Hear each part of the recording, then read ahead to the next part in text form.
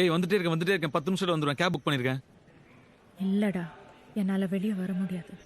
ஏய் இல்ல நான் வந்துருவேன். வண்டி வந்துருவேன். நான் வந்துருவேன். நான் நினைச்சாலும் வெளியே வர முடியாதுடா. நான் போகணும். தாங்காத வாரோ